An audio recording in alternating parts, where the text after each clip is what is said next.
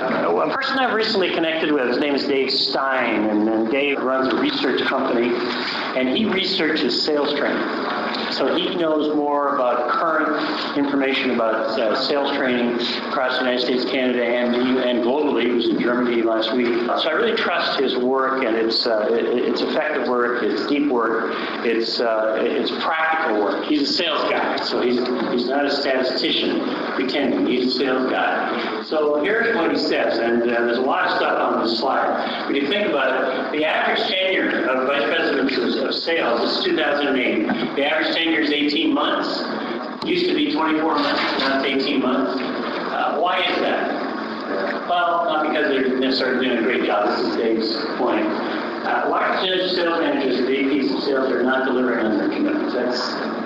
That's the reality of it. And we can make all kinds of reasons, excuses, that kind of stuff. But this is a fact. And so organizations are really scrutinizing. And right now, the number one seminar that we have in terms of attendance and response is called Effective Cold Call Selling. So we're back to the fundamentals of filling the pipeline, finding customers, cold calling on the telephone and in person. Invest a day with salespeople on that one piece. So here's what Dave says about vice presidents of sales in terms of why do they lose their job? What does the research do when you interview their bosses and say, what do they do here? Number one, they use sales training to fill the day at a 2 or 3. You probably will believe how many times we get asked. We need to significantly improve our capability of finding new customers. We need to upgrade their skill sets. We need to turn our salespeople from product peddlers into problem solvers. We need to close more business. We need to get higher margins. And incidentally, we have a conference coming up. We'd like you to do 2 hours on the program. I mean, it's bizarre when you think about it. It's really bizarre. They don't have a documented sales methodology. They allow every salesperson to use their own approach to selling, really. 5 or 10 salespeople, don't worry about that. Well, okay. They don't provide the technology. This is Dave's research, 2008. This is interesting. They hire what they believe are winners and leave them to fend for themselves. That's kind of interesting. I took a survey one time. Do you think salespeople are born or made and that kind of thing? You'd be amazed how many people think that salespeople are born. They hire on gut instinct. For example, there's a little bit of controversy about profiling and so on. I have my views, but we work with our clients to use profiles for a very specific reason, to make sure that you're coaching and training people based on how they learn rather than based on how we want to teach. Number 2, though, more importantly, and this one from my friend Dr. Geyer said, he said, Dave, never turn down a person for a job. Now listen to what he's saying. Never turn down a person for a job. Always turn down the job for the person. And a retailer told me, he said, Dave, the best sales pitch this new salesperson gave me was the one they gave me to hire them. And they haven't been able to sell. I trust your gut instinct. I really do. I'm not kidding about that. The gut instinct and the intuition and the experience. People like Bob, for example, the experience. You can't replace that. You can't train that. So we trust that. But I will tell you, in our organization, we have bet against the profile 3 times, and we've lost every time. And we think we're pretty smart. But I really like this candidate. We're excited about Dale Carnegie. We can train them well. There's a certain fit. I promise you that profiles are so badly used and overused and used improperly, it's sick, but it's a genuine tool. I keep going back and forth there. They depend on internal or sales training. This is horrible. But Dave says that 90 to 92% of the sales training that's conducted doesn't produce a long-lasting result, doesn't stick. Well, no wonder people are reluctant to invest. It doesn't work. And if it doesn't work, then it doesn't work. And what does work mean? They try to outsource that. Now, unfortunately, it's not unfortunately, but if you're a manager, vice president of sales, whatever your title is, there's certain things you can't outsource, and that's the real responsibility and the capabilities and the competencies. So this is our study. It's a survey that we did last year, Dale Carnegie Business Group. How is your team performing? Below sales targets. It's the reality of what we're dealing with today. What kind of development is required? They said what they call advanced selling skills, turning opportunities into sales. And you look almost everybody is missing their sales target. I usually find that people that are really smart and thinking forward don't believe their own press. Bill Gates said that Microsoft could be out of business in 3 years before he left. And what he meant was they need to stay focused, they need to stay in tune with the market and so on. You know, he would know. What competencies do you believe are required? So what they said was uncovering needs, wants, and buyer motivation.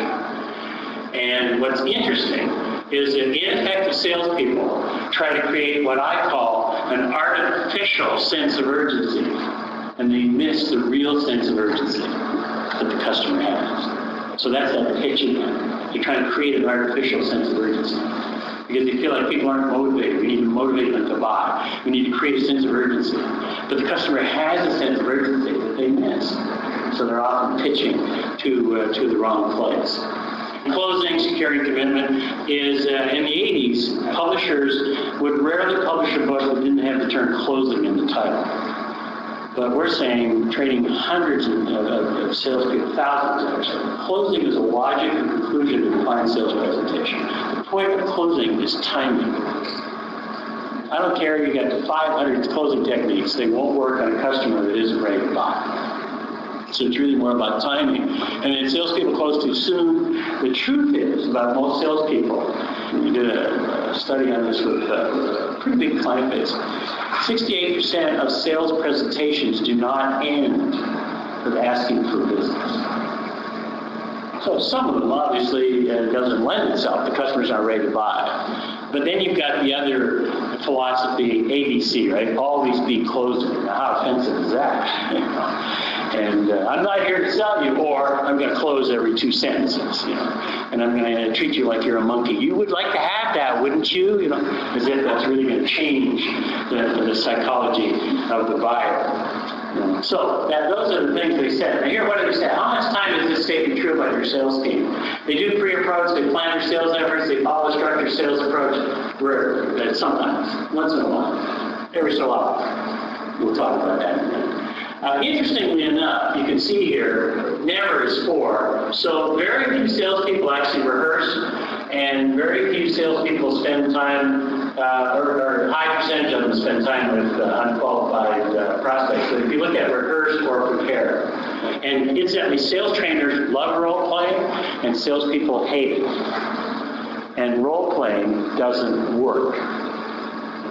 Role-playing is you pretend you're the customer, I'm the salesperson. Now, we do something similar to it. We make a distinction. We do what the professional athletes do, and that is we practice. It looks like role-playing, I admit that. But see, if Bob, you be the customer, I'll be the salesperson, he can be the toughest customer on the planet. And no matter how good my technique is, he's still going to say no because it's not real. It's like case studies. I always wonder in management training, why do management training companies run case studies with people who have real jobs? Case studies were designed for students who didn't have real jobs. And if you do a case study, you do a hypothetical solution, you know you're not going to have to implement. So the same thing in role playing is he could be a great customer, lay down customer. Anything I say is going to nod his head and smile. So role playing doesn't work. It doesn't really help me improve my performance. What does work is practice, rehearse. But on here there's a tape of me, with permission, coaching a salesperson, and they got this whole rambly kind of opening, and we bring it down to a tight opening to vice president or C-level type person. And you can see the difference when the person tightens it up, and they really do this. Dale Carnegie said this. Try honestly to see things from the other person's point of view. Look, I can't see it from your point of view. I really can't. It'd have to be you to do that. But I can try honestly to see it from your point of view. We sell the way we buy. We sell as if we're selling into a mirror. I go to a car lot. You guys, this is the most popular. Everybody's buying this. It's the most okay. So within 10 seconds, I know his selling style. He knows nothing about me. And what I know is that I don't want a car that everybody else is buying. I want something different. The guy told me there's only 122 cars like this across the country. I love it. Yeah, it's different. It's unique. It's me. The worst one was I went to St. Catharines. I drove into a dealership, and I said to this car salesman I'm looking for, and they named the vehicle. He said, well, you can't afford a car like that. Seriously? No. Seriously? You know what I'm talking about, Bob? Yeah. I said, well, actually I can, but I'm not going to buy it from you. You know?